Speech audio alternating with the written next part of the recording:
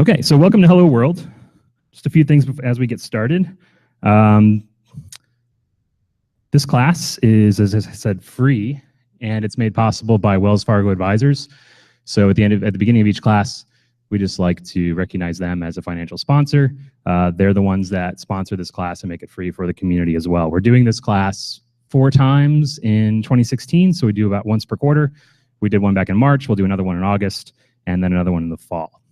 So if you know anybody that might benefit from this, tell them they can look for that class in August here at the Mentor Center. My name is Chris Bay. I am going to be teaching this class, and I am the Mentor Center director here at LaunchCode. So in a nutshell, this is the Mentor Center. I'll tell you more about what LaunchCode does as an organization in a minute, but the Mentor Center essentially is a community education space centered around learning how to code and helping people get jobs in technology. So my job here is to make sure the space works, that it's available, that we have all the programs that we need to be having. And then I also work a lot on educational curriculum for all of our classes here at LaunchCode. So you're in this space, just a few things about it to get acquainted if you've never been here before. There are restrooms in the front, water fountain over near the women's restroom on this side. The men's restroom is to your left. There's a rear area, but that is staff and mentors only. So even though you might be tempted to go back to the kitchen or the restrooms, know that that is not, it's an off-limits space for you as a student. And if just take care of the space is the general rule. So the space looks a little dirty right now. We had a big hackathon last night. We had about 150 people here. We had the computer science department from Harvard University here leading the hackathon. And so I came in and had to clean up really quickly. I didn't have time to vacuum. So I apologize, the chip crumbs on the floor.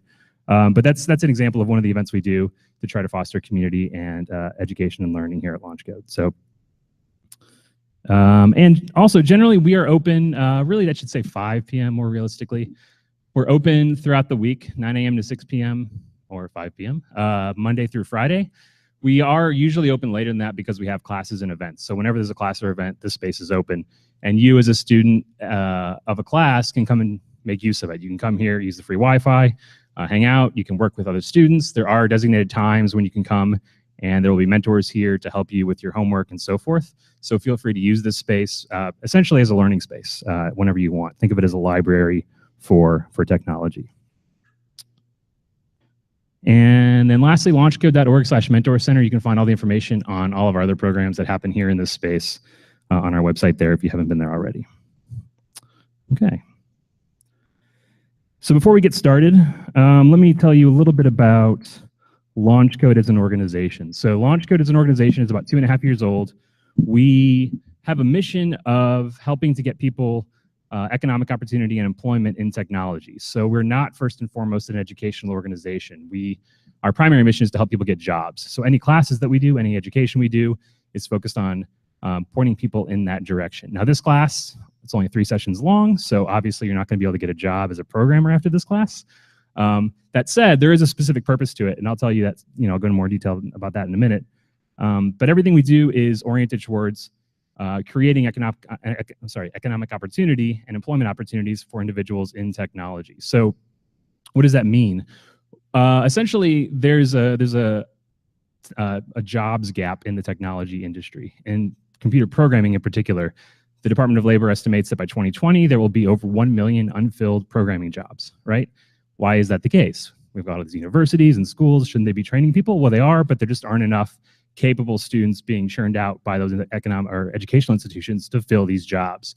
So LaunchCode has sort of tried to find another way to fill that gap, which is to take individuals who have non-traditional backgrounds, who don't have a degree in computer science, and try to both educate them and then create opportunities for them in employment to help fill that jobs gap. So the way we do that is we facilitate apprenticeships. We take individuals like yourself, we help them learn to code. Sometimes people come to us and they already know how to code, but once you know how to code, we will put you through a series of evaluations and assessments to sort of verify that you have enough skills to work in the field.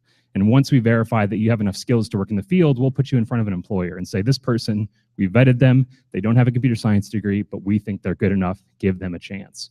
And so that part of the process is called the apprenticeship. So you will get placed in an apprenticeship if you get to that stage. Apprenticeships are 90 days. They pay an average of 90 days. They pay $15 an hour. And at the end of the apprenticeship, if you're happy and the employer is happy, you get hired full time. The average starting salary for our apprentices when they get hired full time is $50,000 a year. That's about 2.5 times their salary before they went through LaunchCode. So most of the individuals that come through LaunchCode and get jobs are underemployed, unemployed, working in low-wage, stagnant fields. So that's kind of what we do in a nutshell. To date, this is from our annual report for 2015. So these numbers, at this point, this is May, so these numbers are not quite accurate.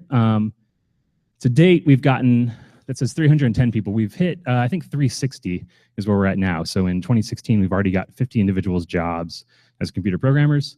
3.1 times their salary. I think that's a 2015 number. 59% of our apprentices were previously unemployed. And then here's kind of the educational breakdown of individuals that come through LaunchCode. So if you think, I don't know if I can do this, I don't have a college degree, etc.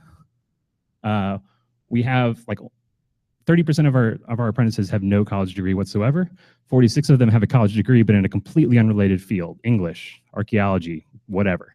So the main thing that LaunchCode tries to convey as a message is that you as an individual, if you want to work hard enough and you have enough direction, you can learn enough to become a computer programmer. Okay, it's not easy. It's not going to take you 2 weeks. It might not going to take you 2 months.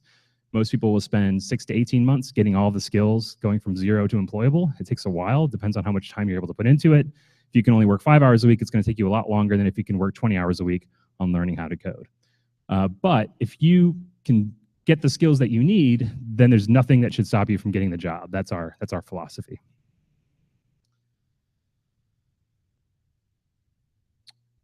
So at this point, I'm going to kind of jump into the class kind of materials. We're going to come back to what LaunchCode does and how to think about the apprenticeship and what those opportunities are. Again, at the end of the class, you'll have spent some time coding. You'll have a better idea about what you want to do, whether or not you want to kind of dive into a deeper educational experience here at LaunchCode or elsewhere. And we can have that conversation in a couple class periods.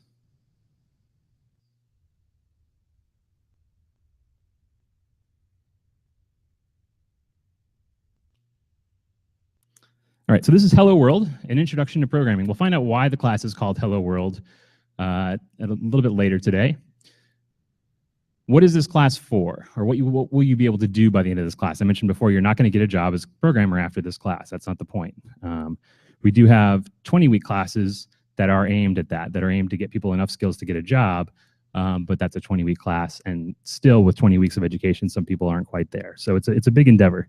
But this class is supposed to teach you how to think like a programmer. What does that mean? We'll find out. But basically, at a high level, programmers need to be good not at memorizing minute details of programming languages, but they need to be good at solving problems. They need to be good at analyzing situations, continuing to learn on their own, finding information on their own, and generally solving problems. That's what programmers do.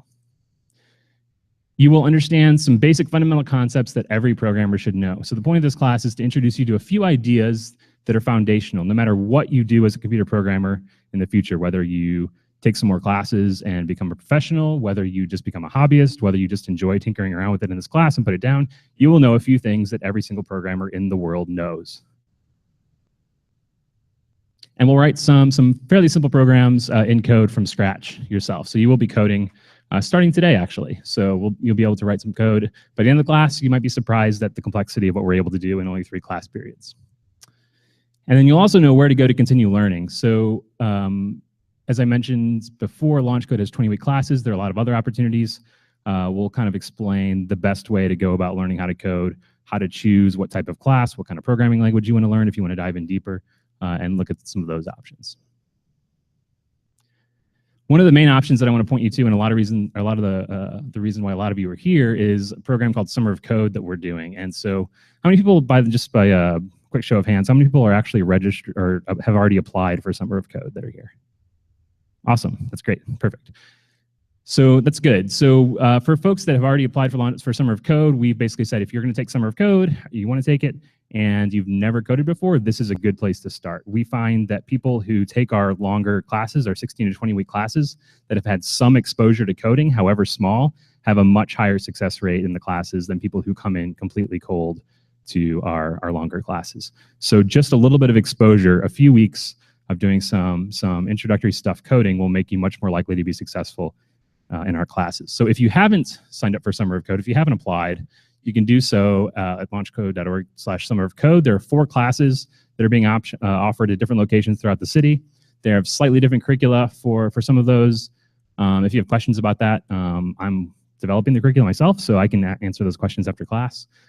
But acceptances are going to start going out this next week, so on a rolling basis. So if you haven't applied and you're thinking about it, if you thought you might wait till the end of this class to apply to decide, don't do that, okay? Because by that time the class is going to be full. So if you think you might be interested in Summer of Code, go home and apply today, okay?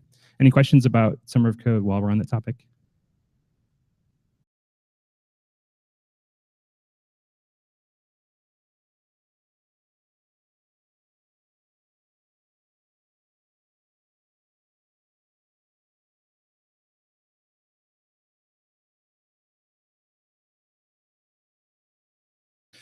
So whether or not you come out of this class and go take a 20-week class or go to a boot camp or go back to college to learn how to code and get a job in it, you will benefit from understanding at a fundamental level how computers work. You might not be able to go build your own website at the end of this class from scratch, although some of you will be able to. You might not be able to go make an iPhone app yourself, but you will understand some of the basic building blocks that go into coding, and you will understand how information transfer and how information manipulation works, which makes you much more of a literate person in the 21st century. So this is valuable to know, even if you don't become a computer programmer. Even if you don't want to, this is valuable to know.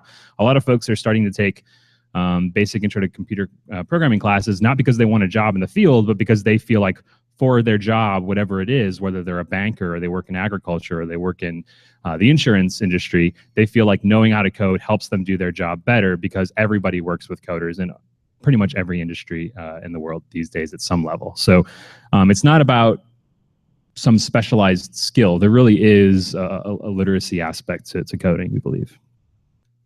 So what is computer science? You hear a lot about computer science as a discipline. How is computer science different from just programming? Really, there's not a huge difference, but computer science, it contains a lot of other things, a lot of fields that are wrapped up in computer science. There's a bit of mathematics. You don't have to know complex mathematics, as they said in the video. You don't need to know calculus or anything like that to do programming, but computer science is based on mathematics. If you learn how to code and you want to keep continuing to learn, at some point you're going to hit some harder math. If you want to become a high-level software engineer, you're going to have to know how to do algorithm analysis, which is not a straightforward thing. There's logic. Logic is in everything that programmers do, and we'll be doing some logic today. We'll be looking at some logical pieces of programming, and logic is basically how to form inferences from a basic set of scenarios, how to take a problem and break it down into digestible pieces, things like that. Engineering, of course. So we, as computer programmers, won't do a lot of what you might consider classical engineering. We're not going to build things. We're not going to deal with electronics. We don't really have to care how the computer works because we're the one that's going to be programming it. There's somebody else that built the computer for us. But at some level, again, some coders will move in the direction where they are closer to engineering. And of course, we all rely on the engineering that computers are based on.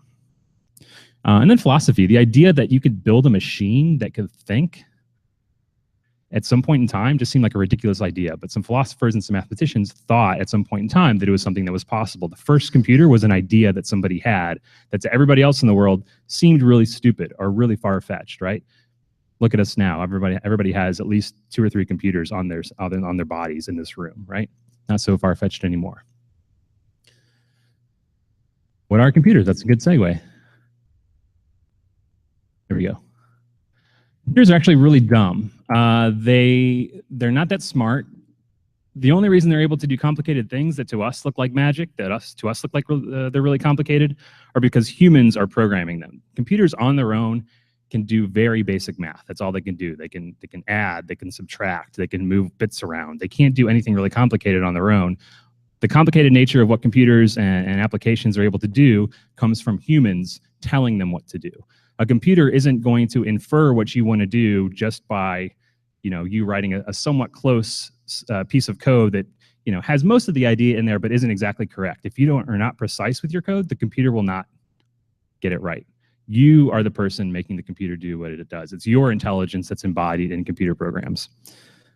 That said, computers are really good at doing the same thing over and over and over, where humans tend to be not so good at that. We tend to get tired of doing the same thing over and over. We tend to make mistakes when we have to do the same thing over and over. A computer will do the exact same thing again and again and again and never screw it up, which is a pretty valuable thing. Here's one of the very first computers, just to give you an idea of computing and early computing. On the left, you have what are log tables. Does everybody remember logarithms from school? You probably don't remember exactly what they are. That's fine. But you remember you had to, at some point, calculate a logarithm of something, right?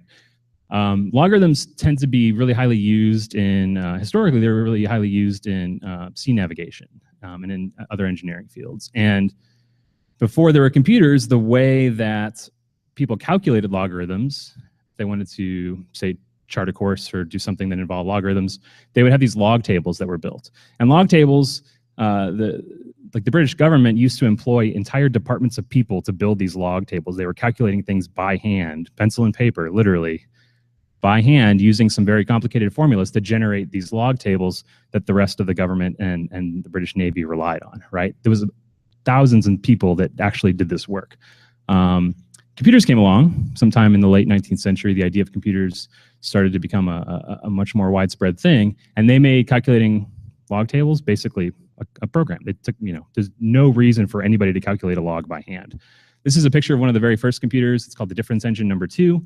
It was designed by Charles Babbage, who's considered to be one of the fathers, one of the founding people in computer science. And he actually didn't build this. He just designed it. At some point, the British government cut his funding. He never got to build this. They built it later, I think in like the 80s or 90s, and it's now on display in a museum. He never got to see this computer actually built, but it works. It does really complex calculations. It can now generate those log tables in a few minutes, probably. So just an idea, this is some of the places where computers are used, and some of these might be obvious, some of these might be surprising. So all modern weather predictions are based on computer simulations that are very complicated and rely on extremely powerful computers. Music actually has a lot of computing in it as well. So all music that you listen to today, or 98% of it, is recorded digitally and has some processing that's involved in it. Has anybody ever heard of auto-tune? This is a thing that's kind of became part of the popular parlance in the last few years. A pop musician like Taylor Swift can go into the studio, sing a take of an entire song, and there's that one part where she was slightly out of tune, and somebody can just go into a computer and fix it and make her voice in tune, okay? Which might sound simple, but is actually kind of complicated. This is something that you hear on the radio every single day. You hear the effect of computers when you're listening to commercial radio. Commerce, of course, Square Reader, one of the co-founders of LaunchCode, also founded Square, the company that allows you to charge people credit cards on your phone and a lot of other devices. And of course, medicine with medical imaging and analysis and things like that. So we're surrounded, just to reiterate, we're surrounded by computers and algorithms pretty much every moment of our waking lives. And art. So computers are used to create art as well. This is actually an actual program that it's not on right now, but there's a series of LED lights on the front wall of this building, and it has a small computer attached to it. And the computer program, this exact program, will illuminate those lights in a different pattern. And if you rewrite this code, those lights will light up in yet another pattern. And at the end of this class, you will build and work on and program sort of a virtual edition of that wall. It'll be in your web browser. It'll look just like that wall, but you will be writing code similar to this. This is in a language called C. We're not going to work in C. You'll be able to write code similar to this that will make animations and different color patterns happen on that wall. So how do we interact with computers? This is the way that most people in the world interact with computers, is by one of these methods or a few others. By inputting information into the computer. You type things in on a keyboard, you move your mouse around and you click. You might use Siri or what's the Android equivalent? Hello, Google, what's it called? Who has an Android phone? Google Now? Well, whatever it is. We can now interact with our computers via voice. You can just tell the computer to do something, and it will do its best to do it, and it's getting better and better at those things, computers are. As a non-programmer, that's how you interact with computers. As a programmer, though, you interact with computers via code. You're on the opposite side of that interaction. You're the one writing the code that will deal with that user's input, that will deal with what happens when they click on something, what happens when they type a certain word into a box and hit enter, what happens when they ask for directions to the Mentor Center. You, as the programmer, are the one that's handling that information and making sure that the reaction, the information that comes back out to the end user, is correct. right? This is an actual piece of code. This is like a login screen. I just kind of copied, pasted something random that I found for this slide, not meant to be anything meaningful. Computers don't think in code, they think in binary. So we're not going to spend a lot of time on this. Binary is, one second, let me check something. I thought I removed that slide. I might be in the wrong set of slides. Oh, we're good, okay. We'll look at this. We're not going to, previously I would go into binary in detail, but I'm not doing that in this edition. Binary is ones and zeros. It's a representation of data. It's like, think of it like a light bulb. It's either on or it's off. And that's how a computer stores information. It doesn't store words, it stores bits. And those bits in aggregate can represent information. They can represent words. They can represent more complicated ideas. But if you were able to take a microscope out and look at a computer, look at the data on a hard drive, you would see, well, you wouldn't really see it because it's not visible, but you would, electromagnetically, there would be zeros and ones represented there. That's all that's happening there. So there's a complicated level of information between information transfer between those zeros and ones and the things that you as a computer programmer are typing in. When you type in a loop or some sort of piece of code, there's still like a lot of work that's happening from there down to what's being stored on the disk. We're not going to look at what is binary. We're gonna like ignore that question. So here's the genesis of the name of this class. It's called Hello World, and that might or might not have made sense to you why it's called Hello World. But the sort of canonical first example of a computer program that everybody does is a program called Hello World, which is just how do you get a computer to say Hello World in a given programming language. And this is something that even I do occasionally. I want to go learn a new language. The first thing I'm going to do is how can I make the computer talk to me in that language? How can I just have it output a simple message? That's the most basic thing you can do with a program. So here's some examples of Hello World in some languages, and then we'll actually walk through and do some Hello World stuff on our own. This is so the point here is to look at different languages and see that there are different ways of doing the same thing in different languages, and they're going to look very different, but at the end, the output, the result is the same. This is a language called Java, and this will, when you run this program, this is a 5-line program, it will output Hello World. This is a language called C that will output Hello World. Actually, that might be C++. Python. You might be thinking, I want to learn that language, right? Makes sense. Python actually was written to be much more human-friendly. A lot of languages, when you look at them, they kind of look like math. They look archaic. There's lots of symbols, lots of stuff that's hard to understand what's going on. Python was written to be closer to how humans would think and write things. So that's all it takes in Python. This is a language called PHP. PHP, I'd say, is, I don't know the percentage, a vast majority, a lot of the websites you interact with on the internet are built in PHP. Facebook is built in PHP, for instance. So it's not, programmers tend to not like it, but it's still pervasive and unavoidable. Here's how, let's stop right here and let's do Hello World. So go ahead and fire up your laptops if you're there. If you don't have a laptop today, or a couple of you had internet issues that I wasn't able to resolve, go ahead and just look over somebody's shoulder and follow along with me here. We're going to write our first computer program. So a lot of the things we're going to do with code examples in class here, I'm going to do on a website called JSBin. And I'll talk a little bit more about JavaScript, which is the language we're going to use here, and kind of what's exactly going on here. But to start, we're just going to get our hands dirty and write our very first program before we even know that much, just to show you how accessible this is. So go to the website jsbin.com. When you go to that website, it'll look like this. I'm logged in, so you'll see a slightly different view. You don't have to log in. You can if you want. So when you're here, go ahead and just say, I want to create a new bin.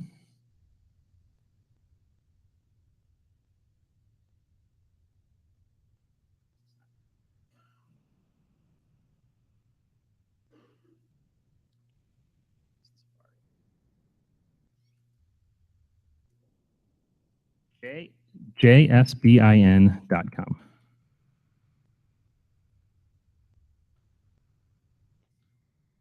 Yeah. Temporarily unavailable. Everybody else getting that? Ugh. So sometimes this happens when we do classes. We everybody in the class goes to the same way at the same time, and that we make that person's server have a hiccup. So let's go ahead and try to refresh. Not everybody at once. Okay, so some people are having to load it. Let's give it a second. Just try to refresh a couple times. We'll give it about 30 seconds, and then if not, again, you don't have to. This is a not so essential. We can just kind of follow along if you're not able to get it to load. We've had this happen a few times. I feel like we should call them and tell them we're going to do this.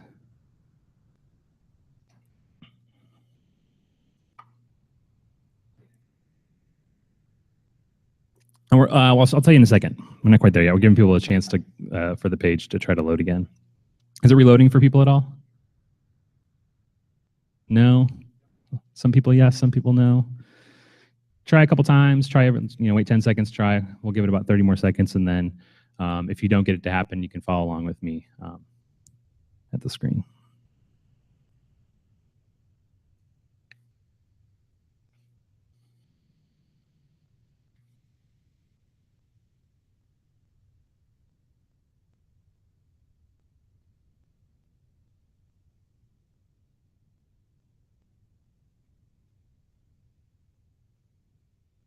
Anybody having more success?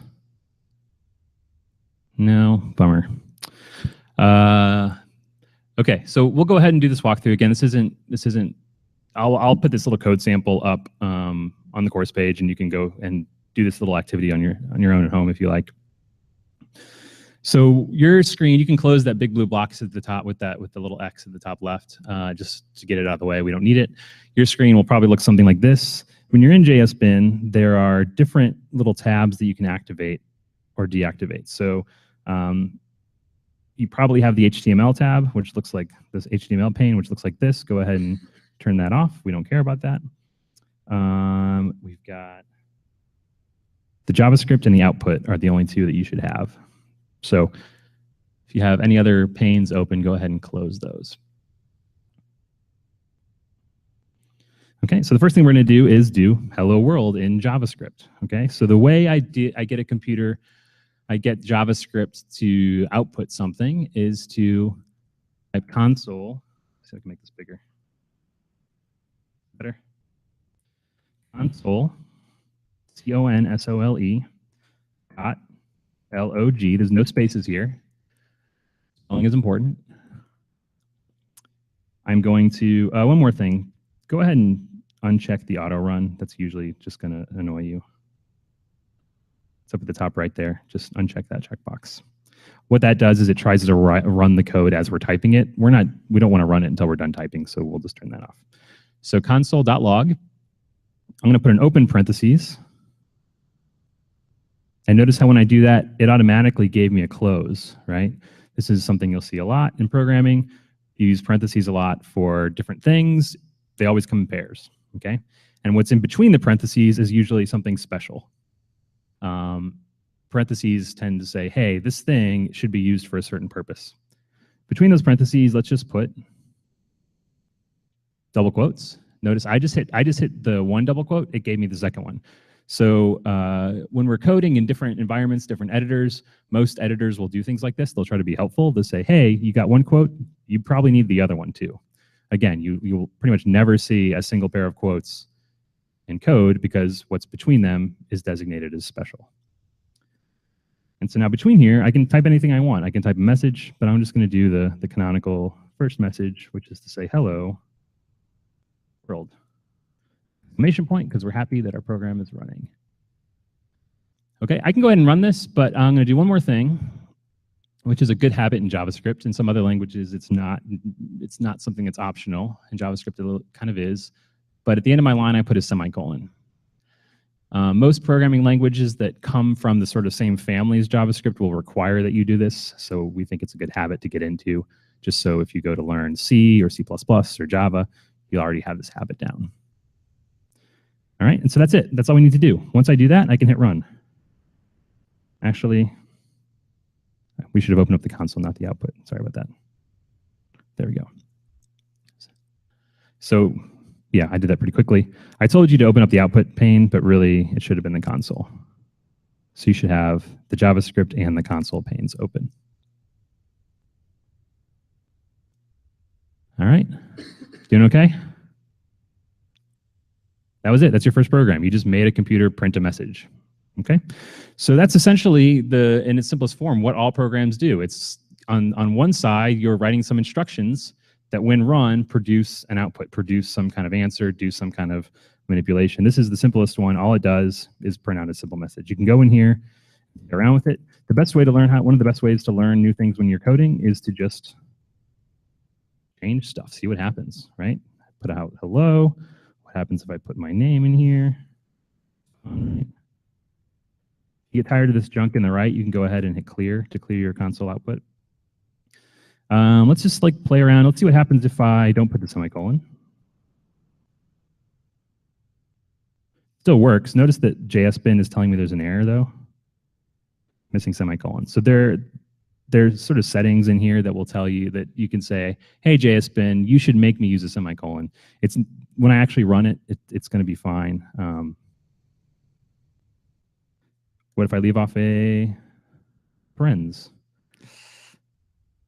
That does not work. It's our first error. So I told you that parens always come in pairs, just like quotes always do. If you leave them off, your code will not run. Computers are really stupid, okay? So they're set to work in specific ways. Every programming language has very, very specific rules. If we violate those rules, the computer isn't going to try to figure out what we meant. It's just going to say, I don't know what to do now. You didn't follow the rules. This is a case of not following the rules. This is called a syntax error. And let's just kind of look at this in a little bit more depth. This says error, syntax error, missing close parens after argument list at HTTP static, blah, blah, blah, blah, blah, blah, blah, blah. Most of that's kind of like unintelligible. We don't know what this means, but there is some useful information here, right? What should I pay attention to in this error message? It's kind of two things, well, three things. One is syntax error. Syntax error is a type of error. There are different types of errors. Syntax error is basically saying you broke a rule. You broke one of the rules of the programming language, okay? You didn't put something where it needed to be. So when you see a syntax error, that's the first thing you should think is like, did I leave off a semicolon? Did I leave off a quote? Did I leave off something important? Here, it's actually telling what the syntax error is. It says missing close parens. So we know that if we want to find this error, we should look for an open parens that doesn't have a paired closing parens. In this case, it's really simple because there's only one open parens. It's obvious. And then here, it says after argument list stat. If this program was 200 lines long, at this point, we would know that we were missing a closed parens, but we wouldn't know where we were missing it. This is going to help us find it. So this actually tells you, this is kind of hard to read. You'll, at some point, kind of start to intuitively see what these things mean. But see, like,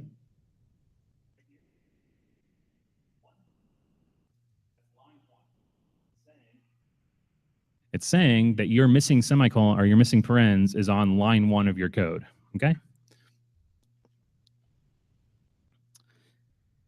All right, let's do a slightly more complicated program. Let's delete everything on the left. Let's clear our console out, start from scratch. Now we're going to do what might be the canonical second program for you to write, which is instead of just putting out a message that says hello world, let's ask the user what their name is and then tell them hello. Okay, so there's two pieces to this. We're going to print out something. We're going to print a message, but first we need to get some information into the program. Okay, so before I did that just by saying console.log hello Chris. One seems to be. And that will say hello Chris, right? But what if we want to say hello, I don't know, what's your name, sir? Zach. What if we want to say hello Zach? One way to do it would be to go in here and get rid of that and type Zach. That's not very efficient, right? If I want a program that can say hello to anybody in the world, that's a lot of people's names I'm going to have to like put in my program. Seems kind of inefficient, right? We should be smarter than that. We should be able to ask the person what their name is and then say hello to them based on what they say. So we're going to, let's put our, hit enter a couple times to put your your log down a little bit.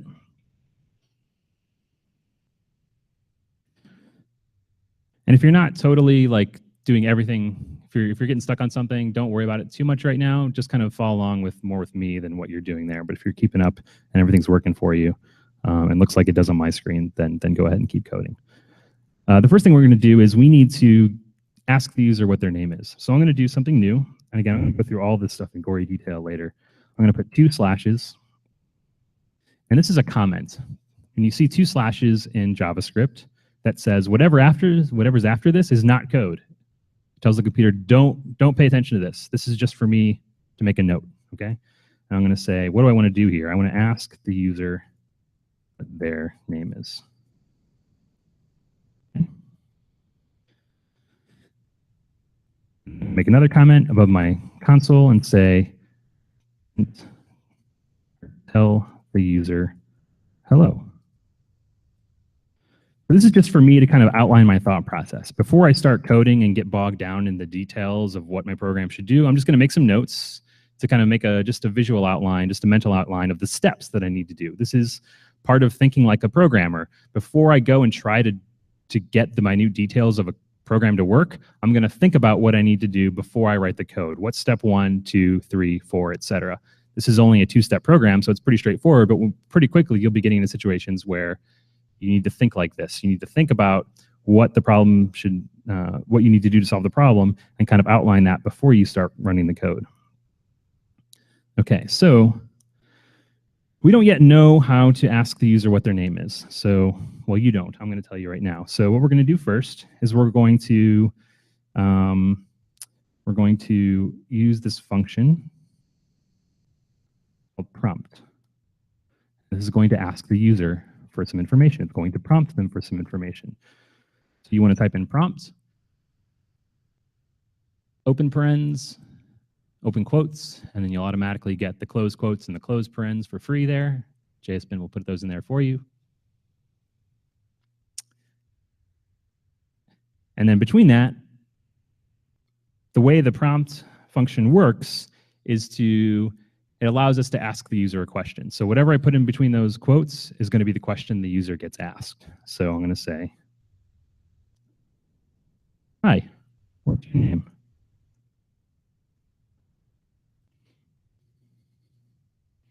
Okay. So now we did something new. We should have some code that runs. Let's put a semicolon there. I'm going to clear my console. Those little save messages are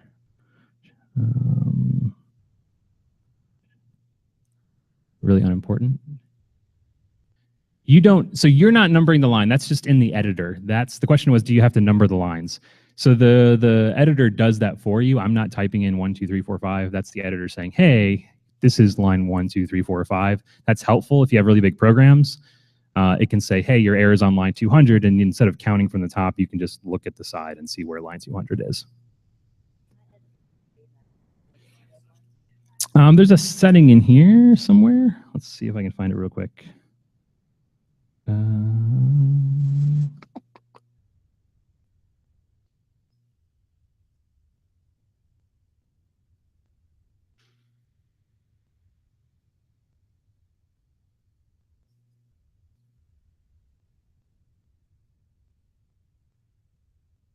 This is probably it.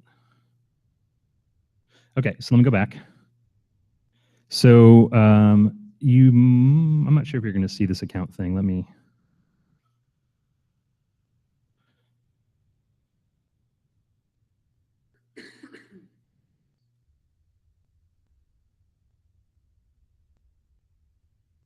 It might like make you log in to get to that setting. You can go through that process of logging in and registering later. Our programs are short right now, so this is not that important for this example, although the line numbers are helpful in general. So if you're not seeing them, don't worry about it too much. It's just for future reference. It's under the account settings. So when you do create an account, you can go to editor settings and then turn on or off line numbers. Okay. It seems to be only for people that are logged in. Okay, so let's go ahead and run this and see what happens. All right, so I hit run. I get a little pop-up. The program says, "Hi, what's your name?" Right? That's cool. That's exactly what I told it to ask me. My name's Chris. Thank you very much. And okay. And what happened? What did we see happen? Yeah. Exactly. I wrote Zach in the code. I still haven't like changed my program to do anything with that name, right? It still says hello, Zach. It's not smart enough to. This is again an example of computers being stupid. Even though I put in that box, I said, "Hey, my name's Chris." The computer, until I tell it what to do with that answer, it's not going to do anything with that answer. I just told it to ask the user what their name was. I didn't tell the computer what to do with that answer. I need to tell the computer exactly what to do with that answer. So in order to do that, I need a place to store that. When that name gets typed into the box and I hit OK, that answer gets sent back to the program, right? There's no place to put it. There's nowhere on my screen where there's a place to put the person's answer. So I need to basically create a little box to keep their answer in. I'm going to do that. Variable.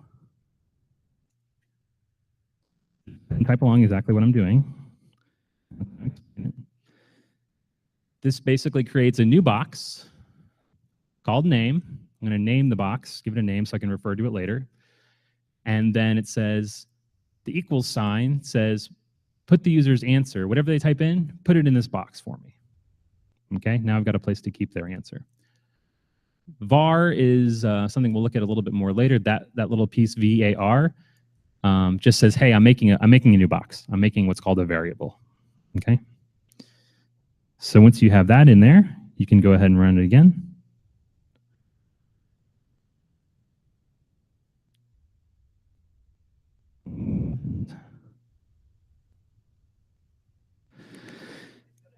Yeah, so now I have a place to put the name, but I'm not doing anything with it. I kept it, but I didn't do anything with it. I still printed out the person's name, or I still printed out Zach's name instead of the person's name that was prompted. Next step is I have to do something with the answer that they give me. Now that I've got their information in a box called name, I need to do something with it. So where in the code would you think we need to do this? Where do we want to do something with this name?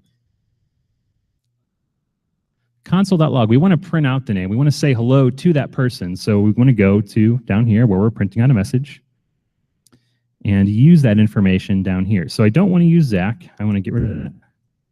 I'll leave hello, comma, space. Okay. What I would like to be able to do now is to say hello, name. Okay. So let's try this.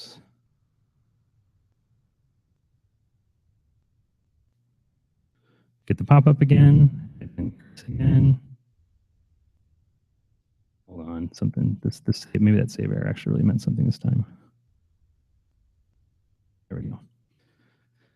So you see this, right? I tried to say hello to the person based on their name,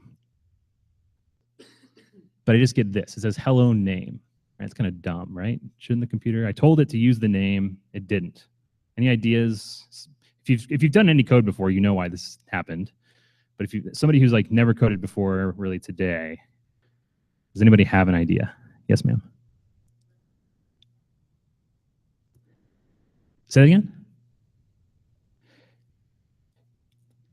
Yeah, so I want to use line 2. I want to use this information, right? I have name is the name of the box that has that information in it. Okay. It looks like that's what I'm trying to do here, but why does that not work? I gave you a hint earlier. I said that things that are between quotes are special. All right. If something's between quotes, it's going to be taken literally. It's going to be considered what's called a string, which is just a piece of text. So by putting the word name inside of the quotes, it tells the computer, this is just a piece of text. This is not special. It's just between the quotes. It's not a bucket. It's not a variable. It's nothing. It's just a piece of text. And so the computer says, okay, I'm just going to take that piece of text and I'm going to print it. All right. So when I take the word name and put it inside of a pair of quotes, it's no longer special. It's no longer a variable. It's no longer a storage place for my data. All it is literally the word name. Okay, so that's a problem. Just like Zach was here, right? When I put Zach here, that was what got printed out because it just treated Zach like a word, right? There's no difference in this context between Zach and name.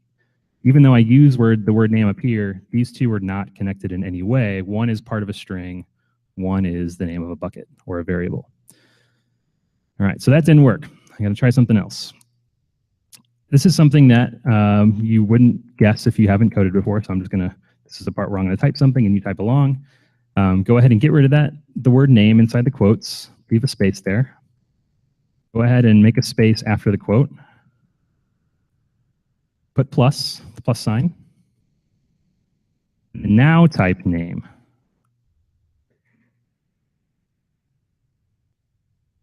Okay, now let's just try this. And hit run. Type my name. Hey, there we go. Not too bad, huh? Everybody get it to work? Everybody that's coding along get it to work? Cool. Any ideas, again, people who haven't coded at all before, any ideas what that just did? Let me put up the previous one for reference just so you can look at it. What I did previously. Here's what worked. Those are different. Any ideas what's different? Yeah. Go ahead and give it a shot.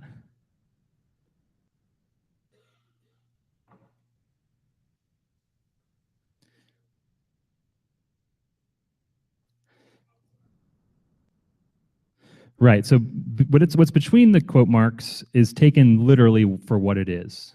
The computer doesn't try to do anything with it. When I have name out here, all of a sudden, that's special. It refers to the name of the variable. It refers to, I keep saying the word name, this is confusing. I'm gonna just change this really quick. I say name, it's more clear what I mean, sorry. I realize that might be confusing people. So when I have my variable is now named person, when I use person, in this context, it's not between quotes. Person is special now because person is the name of the box that I put the answer to the question in, right? It refers back to that box and says, hey, take what's in that box and put it right here.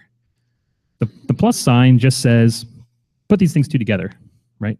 Just smash them up against each other. Question?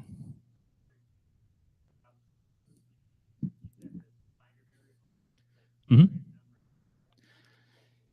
We'll talk about that. It's what's involved in what's called data types. We'll talk about that probably today, actually. Yeah.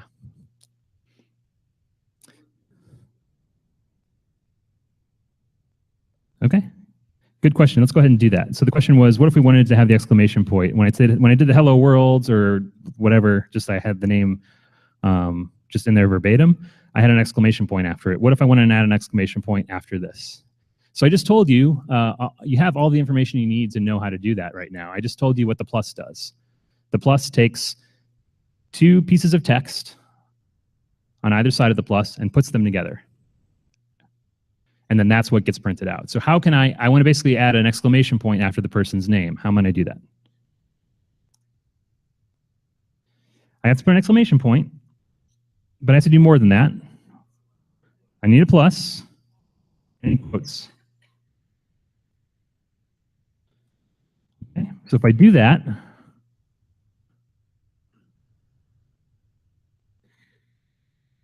okay. So one more note before we kind of finish our Hello World examples for today. This last line is it looks kind of simple now. Like we kind of understand what's going on, right? We can see this code. We just saw what it did. We stepped through every single little symbol in that line to explain what happened. But there's actually something a little bit more complicated there that trips up a lot of beginning programmers, right? Which is that we think of one line as like a single moment, a single instance of when something happens. But there's actually multiple things happening in order in that line. Before I can print, the console.log prints something. Before I can print, the program is going to look inside the parentheses and say, hey, what do you want to print? But what I want to print is no longer simple. It's no longer just a single piece of text. It's this complicated thing with pluses and multiple pieces of text. So it says, oh, what do you want to print? Oh, that looks kind of scary and complicated. Let me figure that out first. So what it does before it prints is it takes those different pieces of text and the variable, it puts them all together into one, right? And it has my message there, just like stored in the computer's memory. And it says, okay, I got that figured out. Now let me print that message. So it does the concatenation is what that's called, concatenation of the strings, putting strings together, joining them together. It does that first, and then it prints them out, okay? So there's kind of two steps going on there. All right, so again, I'll post this little code snippet in the JS bin to the course website. We're about an hour into the class, so I want to sort of take a break here. If everybody gets up to use the restroom or get a drink of water at once, it kind of gets kind of crazy. So what we're going to do is I'm going to give you something to kind of do while we're doing that, so you can kind of work to do a few things and kind of go in steps. So we need to, let me just pull up the course website here. We need to create a couple of accounts.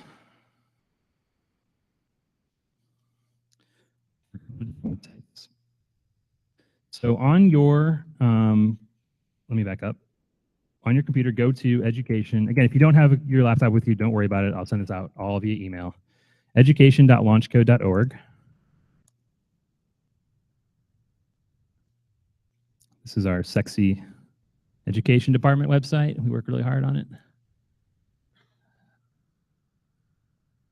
Click on Hello World. That's where we are. And it's going to put you in this course calendar. Class 1 is today. And we're going to go to the homework section of Class 1. And click on that. And that'll put you right here. So what I want you to do over the next 5 to 10 minutes while we're kind of taking a break and people can get a chance to get a drink of water and use the restroom is to do the sign up for Piazza piece and create an account for Codecademy. Those are 2 accounts that we're going to use a lot in this class. So go ahead and just go through those steps with your computer if you have it. Again, not such a big deal if you don't. And the rest of you, we'll take about a 10-minute break, okay? All right, folks, we're going to get started. Again, if you didn't finish registering for Piazza and Codecademy, that's okay. These instructions will be sent to you in email. It's actually an automated email that I set up to send at noon. So you'll have it in your inbox when you get home today. But while we're on this topic, let me talk a little bit about the course website and what is Piazza, what is Codecademy, how is this all going to work for the next few weeks. This website, you probably ended up here, actually, the course calendar. If you click on the heading, it takes you to like more of a home page, but you don't necessarily need that. You can read it if you want, but the calendar is the most important piece here. So if you have your computer, I would encourage you to bookmark this course calendar. And again, I put this link in the email that I'm sending out, so you'll be able to do this at home later as well. And the other thing to bookmark would be both Piazza and Codecademy. So let me open up those 2. Piazza, I'm signed in here, and yours is going to look more like this. Piazza is a course communication platform. So it's a place where I can post announcements for the class. I've been sending emails to update you up to this point.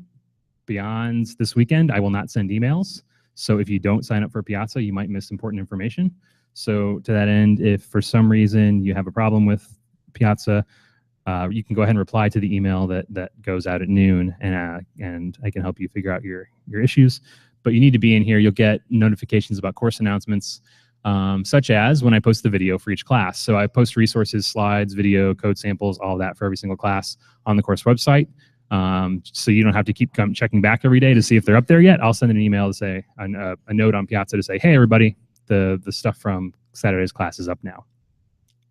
It's also a good place to ask questions. So the main use of Piazza is for you as a learner to, when you get stuck on something or have a question, whatever it may be, to come here and post a question. I can answer the question, or other students can answer it too. So if it's a coding question, one of your peers might be able to help you out and know the answer and actually respond to you faster than I can. So feel free to help each other out and to post anything. You can post as yourself. You can post anonymously. You can send private messages to me. So just try to use Piazza for all course communications. Everything that you want to be able to do, you should be able to do through here. Quick little tour, new post. It's pretty self-explanatory. It's a new post. A question, you can create it as a question or a note. I don't think you'll see some of these options. I'm an instructor for the class. You're not going to see all of those things. The resources tab here has some important resources, just information on when we're meeting, description of the class, a link to the course website. If you forget what the course website is, it's going to be here. You can get there from Piazza. Blah, blah, blah, blah. All this stuff, you're here. You know the location. Okay, so here's something new. Somebody asked me about this earlier, and I think this was sent out in an email. So 2 notes on course meeting days and times. So last week was supposed to be the first week. Obviously, that was canceled. We're going to make up that class next weekend, which we were originally not planning to meet over Memorial Day because a lot of people travel. However, with the Summer of Code classes starting right after this class, it's really the only good option we have. We understand that some people might still be traveling and still have plans. That's okay. As we'll see in a second, all the information that I go through in class will be on the class website. So if you have to miss next week, when that gets posted, you'll be able to go watch the lecture, get the homework, follow through. You can ask questions on Piazza, etc. You can still keep up with all the work that way. Secondly, there are Monday evening sort of work sessions. They call them office hours. And so for the next 3 weeks on Mondays, well, not Memorial Day, obviously, but for the next, I guess, this Monday and then the Monday after the last class, you can come in and get help with your homework or just ask questions, just work with some of your classmates. This Monday, there is, concurrent with the Monday office hours, there will be an info session on Summer of Code that happens from 6 to 7. So office hours are 5:30 to 8. In this main space, there will be an info session on Summer of Code where we'll kind of go in more detail about what we'll be teaching, give everybody a chance to ask questions, etc. So if you are signed up for Summer of Code or thinking about it, definitely come out on Monday. And then, the little bit before and after, we'll be working on homework for the class. Yes, this Monday, the 23rd. Okay, so that's all the notes. Any questions about how the class is rescheduling, all that stuff happens? Good? It's from 6 to 7 on Monday evening, Monday the 23rd, 6 to 7 p.m. here. And I'll be here, and Zach, who's our education director, will be here too. Okay, so those are the main things. Q&A and resources are the main pieces of Piazza. So again, try to use this for all of your questions. You can ask me a question via email, but it might be a little while before I get back to you, especially if it's like not super urgent. A faster way to get back to you, a faster way to get an answer is to post it here, So usually, in my experience, when questions get posted on Piazza, other like TAs for the class, we have volunteer TAs that'll be helping out with the class, them or other students are able to answer much more quickly than I will. And they have the right answers. They know how to do this stuff. So just as an anecdote, you're probably going to get a faster response if you post your questions to Piazza. Okay, Codecademy is, if you signed up, you're not going to see this. I don't know what you're going to see. You'll see a screen somewhat differently. But Codecademy is an online coding platform to learn how to do just kind of introductory type coding stuff. I was messing around with their Python class last week.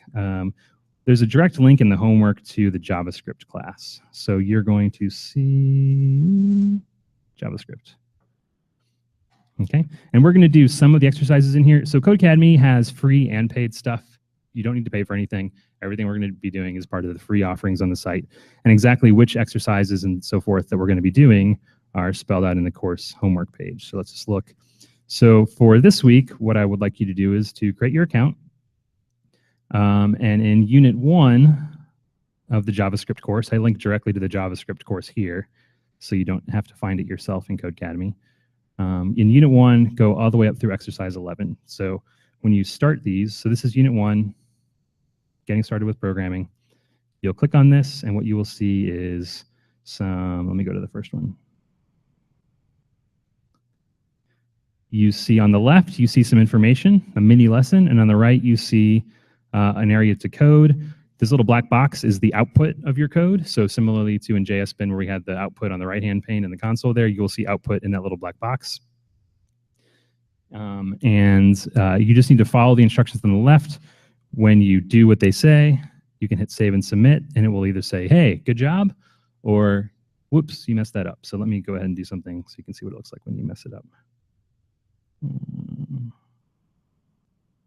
All right, so if you mess it up, you'll get an error message. And there's two pieces to the error. Here is like the very friendly, helpful error from Codecademy. Sentences, right? Punctuation, full words. On the little box up at the top is the actual error that you would get printed out if you were just coding in a normal kind of environment.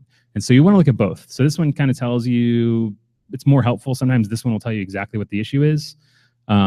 This one up here will be an error that is going to be more similar to what you'll see in the future when you're coding. So go ahead and get used to looking at both of those errors. You always have this nice human readable one to look at. You do have to create an account, yes. And then once you complete an exercise, I did not do that correctly. There we go. You can just go to the next lesson. So just go through the first 11 of these. There are going to be some things in here that we don't talk about explicitly in class. That's okay, because it tells you the steps you need to do. Follow it, read that left-hand pane, follow the steps there. Everything you need to know to do these exercises is in that left-hand pane. So if there's something, we're not going to talk about .length, this little exercise, read it, understand it, do it. Ask a question on Piazza if you get stuck, okay? We're not going to cover everything, every small detail of what's in the Codecademy exercises. And you can go ahead and feel free to work ahead as far as you want on this stuff. Again, it's fairly self-guided. All the material that you need to do the exercises is presented in that left-hand pane as you go. And if you want to keep going, if you get this done really quickly and are having fun, don't, by any means, don't feel like you have to stop. Do as much as you want. Cool. Any questions about Codecademy or Piazza right now? Okay, so on the course calendar, was there a question? Yes.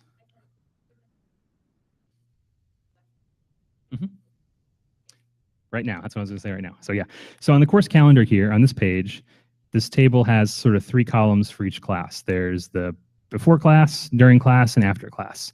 So 3 sections of work for every single class. There was nothing to do before this particular class. There will be for the next class. Let's go to that and let's end with the pre-class work. So during class, this column, you can link to this page. This will have the contents of the lesson from today. I'll put up the video, I'll put up the slides, any code samples, anything I reference, any websites, whatever that I reference, I'll put all of that on this page, and that'll go up Sunday or Monday morning, okay? The homework is in the after class section. So you've already seen this page. That will be up. Usually that's going to be up even before class itself. I usually do that while I'm preparing the lecture.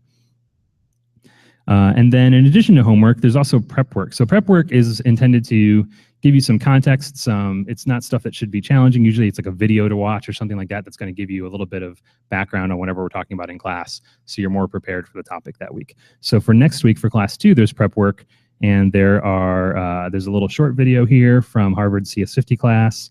I might take some of this stuff out. This is kind of copied from the last class. The pseudocode stuff, I might take some of this out. So don't start on the homework before Monday when I update the site.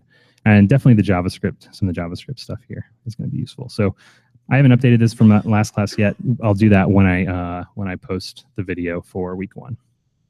Any questions about where things are, how to find them, etc.? Cool. All right, we got half an hour left. Let's cover some more ground. Let's see, where are we? Where are we? We are here. Slides. Okay, so we looked at this a little bit. A computer program, we're going to talk more about the guts of a computer program and how computers work. We did some hands-on stuff just to kind of see what's happening. Let's actually understand more of what's going on when we run computer programs. A computer program, this is one way you could define it. It's a set of instructions in a given programming language. So it's just a bunch of instructions. Hello world, what we just did in JSBin, you could call that a computer program. That is a completely valid computer program, okay?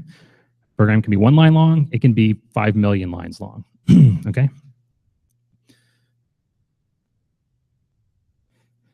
Here's some ways you need to think about computer programs and how they're actually working. Computer programs will execute 1 instruction at a time. They're generally going to go from the top down, although we'll see pretty soon that sometimes that's not exactly the case. Things can change direction based on given conditions, but they're going to do 1 thing at a time, right? They also allow us to reuse things. So if I wanted to say, hello, Chris, 5 times after asking the user for their name, there's an easier way to do that than just writing 5 print statements, okay? We'll learn about different constructs, loops and conditionals and functions and things that allow us to reuse different sets of instructions in our code. Our code can make decisions. So based on the user's input, instead of asking the user what their name is, I could maybe ask them what their favorite color is. And if their favorite color is not green, I could tell them that that's a dumb answer. Or if, I could ask them how old they are, and based on the age they input, I could tell them whether or not they're able to vote. So once we get input from a user, we can use that input or any other data we have in the program to make decisions, to handle decisions, and then to change our behavior in the program based on what decision we make, based on the state of the data. And we can store data in buckets for use later, and we can use the values in those buckets without caring about them. So this is a good example. We've already done this. We created a bucket called a variable, right? We created this person variable. That's where we put the person's name after they typed it in the box. And then I used it down here. I didn't have to care about what that value was. Just as an example, cucumber, right? Probably somebody named Cucumber in the world. It's not, I don't know. There's definitely not somebody named Cucumber ASDF, ASDF, ASDF, right? Maybe there is, I don't know. But my program will still run. It doesn't need to care what's in that bucket. It doesn't care that it's a name. It doesn't care that it's spelled correctly. It just uses the value. It's agnostic. It doesn't know what's inside the bucket. It doesn't need to. So variables are like that. We can use them without, in every situation, really caring what's inside of them. We just know that there's supposed to be a string in there. There's supposed to be some text. We want to print that out. We can do that printing without actually knowing what the text is. And then finally, computers can be made up of any algorithms. So I told you that a program was a set of instructions, okay? That set of instructions can have a lot of little bits in it that do different things, right? Facebook is a computer program. To log into Facebook is one specific task. For someone to write a post to Facebook is one specific task. You can think of an algorithm as a smaller specific task, and groups of those tasks come together to make a larger computer program. Okay? And as I mentioned before, computers are very explicit. We actually saw this in our little code walkthrough and demo. And this is just a fun, hopefully not offensive example. The children made delicious snacks. This is, we read this, and what do we think? What do you think about that? Look, it's nice, right? We got apples and peanut butter, maybe some ants on a log. That's pretty fun. However, there's ambiguity in this English statement.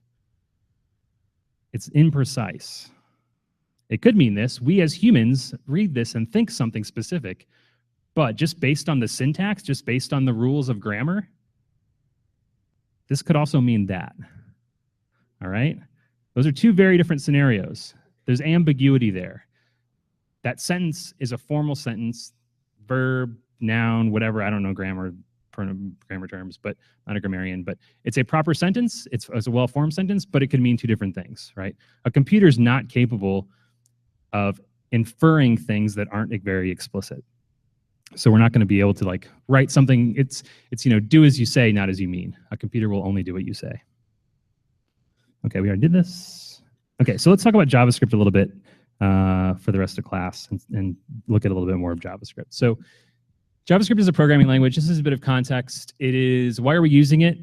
One, it's a good language to begin with. It's kind of forgiving. It's simpler than some other languages. It has some soft edges. It's not as pointy and jagged and rigid. It's also, JavaScript is built into every web browser in the world, so you can run JavaScript in your web browser, which you'll be doing a lot for this class, without having to install any special software. Most programming languages, you will have to do some special software installations. And finally, JavaScript is kind of similar to a lot of other very common languages. There are things about it that are similar to Java and C and C++ and some other languages. So that's why we're using JavaScript. JavaScript, these are things that are common, not specific to JavaScript, but are true of every programming language. There is the idea of syntax. Syntax is a word you'll hear a lot in computer programming. Syntax means the formal rules that you have to follow when you're coding. Okay, I have to put pairs of quotes together. I have to have, for every open parentheses, I have to have a closed parentheses, etc. Okay, the formal rules that if I don't follow them, the program will not work. That is syntax. When you see syntax error, you think, I broke a formal rule. I broke a rule of the programming language. Okay. All right. So this is related to a question that somebody asked earlier. So there's a concept in programming of data types. So every piece of data that we use, every type of variable, every little piece of information is associated with some kind of information. It's classified. So let's look at this explicitly.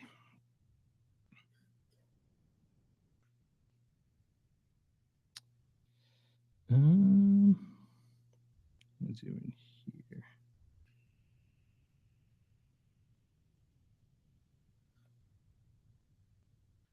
So here, I'm just going to do some little type things. You don't have to follow along at all.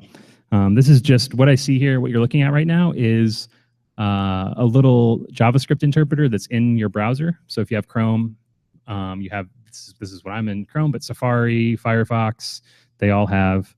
I haven't used Internet Explorer in like 8 years, so I don't know about that, but it probably has a JavaScript console where you can just type JavaScript. I can type console.log. Hello world. And we'll just run it, and it'll output the contents of that command right there. Okay, so it's not a full program; it just lets you run one little command at a time. So we have different types of data that we can deal with in programs. We already learned about one. What's the one type of data we've used already? Think variable. What was in the variable? What was in that bucket? It was a string, which string is a fancy word for text. Okay, so JavaScript has this nice little utility called typeof that I can say typeof and then give it some data, and it will tell me what type of thing that is. This says, hey, ASDF in quotes is a string. Let's see what happens if I do type of ASDF. I don't know what that is. It's undefined. Why might that be the case? What's the difference between this one, this ASDF, and this ASDF? The quote marks, right? Quotes says what's in between the quotes is text. It's a string. If I don't put quotes there, it doesn't really know what to do. Now, the only difference is, what if I have something? Well, I'll show that example later. Let's do a couple other short examples first. I can say, what is number 9? Number. It's pretty smart. All right, so numbers are a specific type of information. Now, some computer languages will have different types of numbers. You can have integers or floats or various types of numbers. JavaScript, there's just numbers, And there's one more important piece of information, one kind of information that we're going to use a lot, which is Boolean. Boolean is a weird word. It's the name of a guy, George Boole, who was a computer scientist, mathematician, and kind of formalized this idea, this logical idea of basic inferential logic. So I just said type of true. And you might be a little puzzled at this because true kind of looks just like ASDF does here, right? It's just some text that's not inside of quote marks. So there's something a little bit fishy going on here. And the answer is not something you should be able to guess. This true is a special word in JavaScript. Okay, it's very, very special. JavaScript as a language says whenever somebody types true without quotes, it means something. It means kind of what you would think that something is. It's the value of being true, the state of being true. False is similarly also a Boolean. These are special words. If you say type of, what do you think will happen there? Into this one, string. So if I put the word true inside of quotes, it's no longer special. It's only when it's standing on its own outside of quotes. Okay. And true is what's called a reserved word. It has a special thing. True and false are special. They're Booleans. We'll use them to help us make decisions. We'll say, hey, is this statement true? Is this situation true? Is it false? Based on those answers, we'll be able to make decisions and tell our program to do something differently based on whether something's true or false.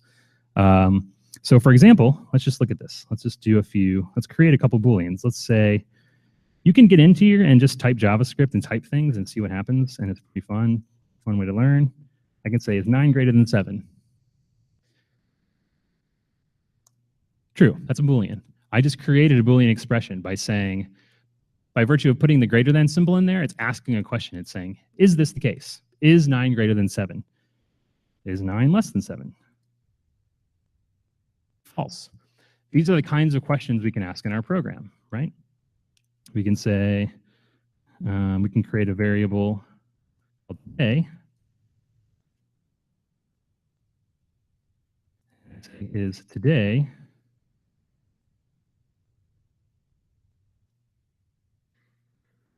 it's Sunday? False. Today is not Sunday. What I did here, this is another way to ask questions. This is 3 equals signs. Okay, you'll learn more about this in your Codecademy exercises. 3 equals signs. It does kind of, what's happening there is what you would, as a non-programmer, or most non-programmers would look at and think is happening here. It's asking a question. It's saying, is today equal to Sunday? It's asking that question. However, we can't just use 1 equal sign when we ask a question about equality.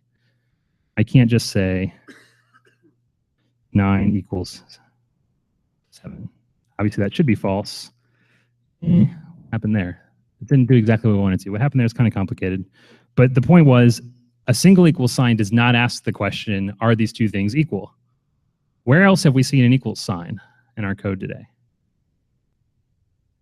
When we made a variable in our program, let's go back and look at it. Here. When we made a variable, we used equals to put something inside that variable. We used equals to put the answer that the user gave us inside of the variable, right?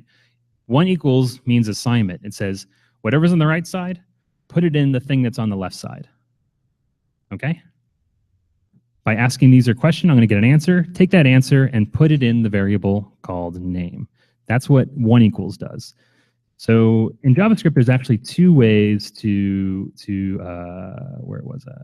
Here it was. There are 2 ways to ask the question, are these things equal? You can do it with 3 equal signs, like I just did there. I can also do it with 2 equal signs. Those are slightly different, but mostly the same. Okay, Codecademy will tell you to use 3 equals. That's a good practice. But if you see other JavaScript code that other people have written and it only uses 2 equals, for right now, you can just pretend those are the same. They're not exactly the same, but they're mostly the same. And how they're not the same is a complicated answer. All right, so now we can understand though, what was this error? So when I said 9 equals 7, I thought I was going to ask the question, is 9 equal to 7? But I didn't. What is 9 equals 7 trying to say? 1 equals, it means assignment. It says take the thing on the right, put it in the thing on the left. What does that error message tell us? It's not even that. It's not even that it's not even asking are they equal. The 1 equals sign is trying to do an assignment. It's trying to put the thing in the right in the thing on the left. You can't do it. It says invalid left-hand side in assignment. So that's like if I showed you this error message at the beginning of the class, you would have said, what the heck is that? Now you can understand what this means. It says what's on the left-hand side is not something you can put a value into. It's not a variable. You can't put 7 inside of 9. They're not, there's no way, does not compute, does not make sense. So by trying to do so, I get an error. The language, the JavaScript is saying, hey, you can't do that. If I had some new variable called 9, said equals 7, that'll let me do it.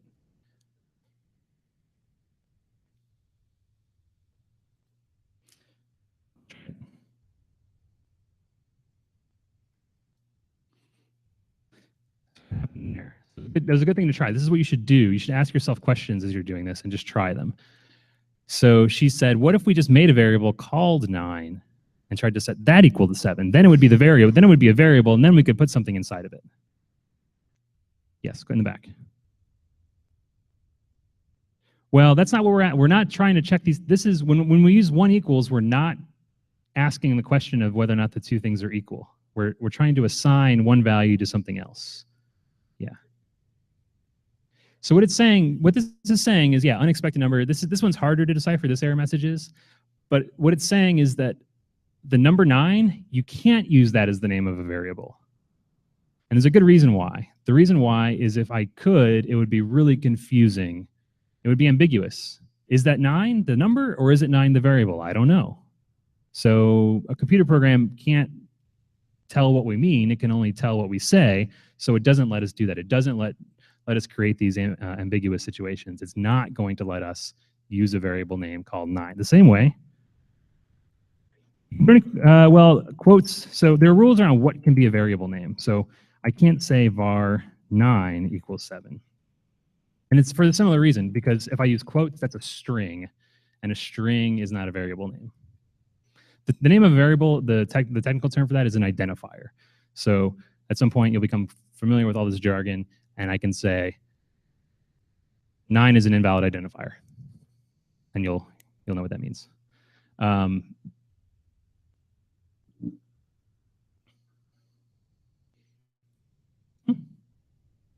Yeah, that'll work.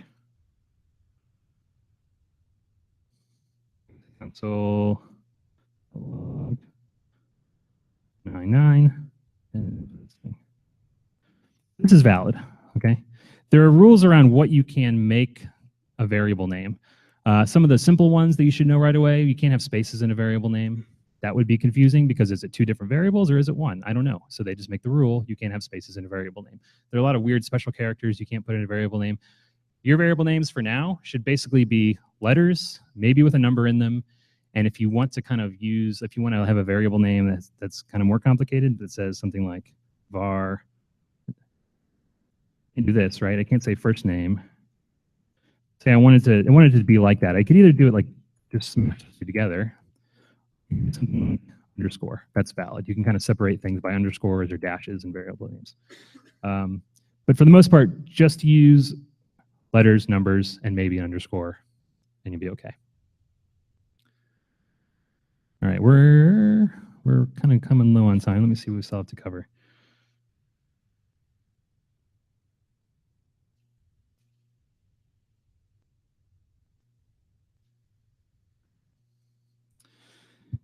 Okay, so these are all great questions, and I'm glad that you're asking questions because this is the way you're going to learn. So I would encourage you to, just as a quick, what am I doing here? Where am I? So you can get back here yourself. I would encourage you to use Chrome as your browser if you haven't installed it, because that way we're all looking at the same thing, and when I do something, you can follow along. And if you're in Chrome, you can go to your menu at the top right, and under More Tools, under that menu item, there's something called Developer Tools. And web developers will use this to kind of work on a website. They'll kind of work on the current web page that you're on. And then when you're in here, it might show you like something like this when you first load it. There's these different tabs, most of which aren't going to really mean much to you right now. But console is the one where, I'll refresh it. So console, when you first open it, will usually have some junk in it because the web page, when it loaded, printed out some messages for developers that might want to look at it and see what's going on. There might be an error. There might just be like, Dave is ready. I don't know what that means, but somebody who wrote the code does. You can get rid of that just by hitting the little circle with a slash through it. And now you can sit here and you can work. You can type JavaScript. Okay, you can only type one line at a time, but you can type it and you can try things, and it's a good way to learn. So all these questions that were asked are really great questions, and I encourage you to play around a little bit with this as you're doing the Codecademy stuff. If you're in Codecademy and you say, how does this work? Would this be possible? Go open up your console, type stuff in, see what happens. Yes?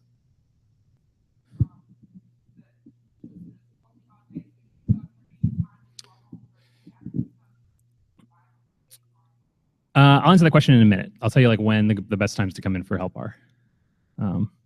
So yeah, play around with this stuff in the console. So we talked about Booleans, strings, and numbers that are different data types. just to conclude, one of the last things we talked about was creating a variable. And we can use that variable.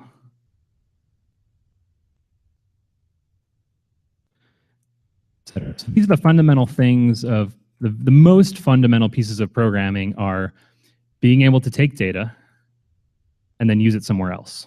At its base level, like most programming can be described in that way, okay?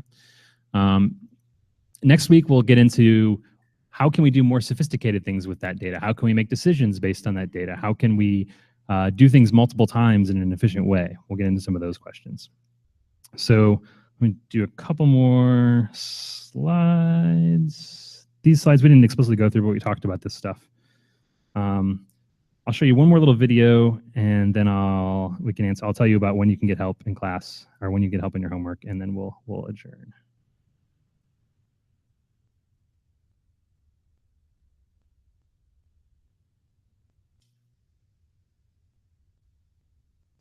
So this video, there's just some context. There was an article published in Bloomberg Businessweek about a year ago, and the word article is a little bit misleading because it took up the entire issue of the magazine from front cover to back cover. They just like threw everything with letters to the editor, all the different columns. They threw them out the window and just created an entire issue that was a single article by this guy. Paul Ford is his name, and the title of the article is "What is Code?" It's insanely long. It's really good. I don't recommend that you read it now. I recommend that you probably read it after you're done taking Hello World because it'll make a lot more sense. But it's the idea of the article was to explain what is code, what is the world of code, how does it work, why does it affect people's lives, the kind of stuff that was in that first video, but in a lot more depth. And it's very, very interesting. It's also super long. There's also a website. You just Google what is code. You can find it.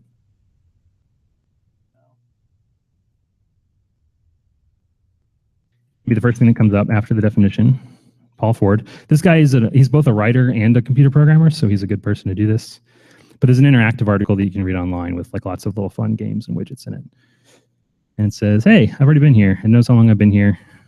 And as you scroll down, different things will happen. There's videos, there's stuff. It's fun. You can start it. It'll probably take you a while to finish it. But this is a sort of a summary high-level video of the message of that article and the information that's trying to convey. So I think it's really great. And so we're going to watch this to sort of conclude our lesson today.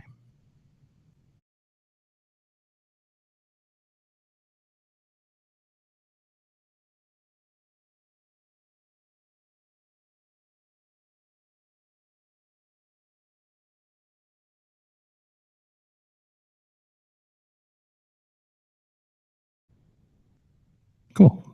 Now you know what code is, right? Everything about it. That was a joke. Okay, so just to conclude, so we covered a lot of ground today, and the next two classes are going to be focused more on learning bits and pieces of JavaScript and using it in a way to build you towards some skills so you can actually write some code. You can write programs on your own that do different things, and you'll also be able to start learning on your own. The idea of being a programmer is you get to a certain level of being taught things, and then you're capable of, you understand enough to go teach yourself. Most programmers are self-taught at some level of their education. So that's where we want to get to with these next two classes. But as you do this, you're gonna kind of experience this reality. This is a meme that you can find on pretty much every programmer message board that exists or some variant of it. And most of the time, you're the one on the right. When you're learning to code, especially, even professional programmers spend 98% of their time not knowing what's going on. There's a problem. I need to fix it. Obviously, if I knew how to fix it, I would do it right now. It takes time to figure out what the answer is. You have no idea what you're doing. This is the state. So don't get discouraged is the whole point. This is hard. It's supposed to be hard, but it's like, pick your sport or whatever your activity. If you like to play golf, you can like hit every single bunker on the entire course, and if you hit one right next to the pin on the 18th hole, you're going to feel pretty good, and you're going to want to go out and do it again. Okay, so you will feel like you're confused most of the time. Get used to it. That's part of being a programmer. It's not something to fight against. It's something to embrace. When you're confused, there's a reason. There's something you don't know. Ask yourself, what don't I understand? How might I learn this? Where might I find the information? The learning how to answer your own questions, the learning how to find out information, is at its core what a programmer does. When you figure it out, you'll feel like you have superhuman powers for 5 minutes, and then your boss will say, go fix this now, and then you'll be confused again, okay? So every one of you is going to feel very confused when you sit down to do some of the homework. That's expected. Don't let it discourage you. Just accept it as natural and keep working, ask questions, look for information, okay? And we already covered these things. So the question was, is there any way to get help outside of the Monday evenings? And generally, there's kind of two things you can do. There's a meetup here on Wednesdays. It's called Coder Girl. It's a meetup that's designed to be women friendly. That said, anybody can come. Beginners are welcome. So there are men that come to Coder Girl every week. There are men that are mentors. It's not an exclusive scenario. You can come and get help then.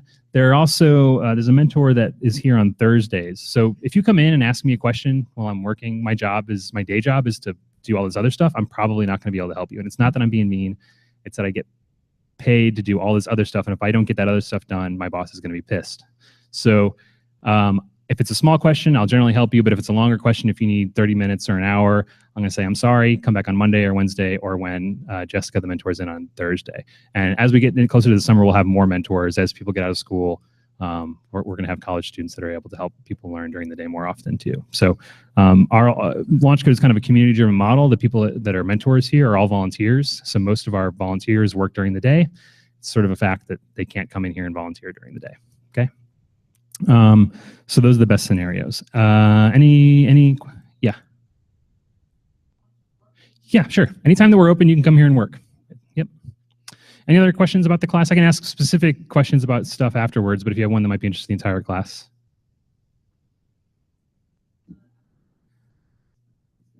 It's not first come, first serve. It is based on the content of your application. So there's information in there. There's short answer questions that you have to fill out. There's like a logic problem solving assessment you have to take. That one, while you do get a grade at the end, there's not like a cutoff score. It's not like you get automatically in over this grade or automatically kicked out below that. It's all used in aggregate to make the decision. So it's not first come, first serve. Other questions right now? Yeah, I'll send an email out, just say, hey, everything's up now, go for it. The homework that's up there on the homework page is accurate though. Cool.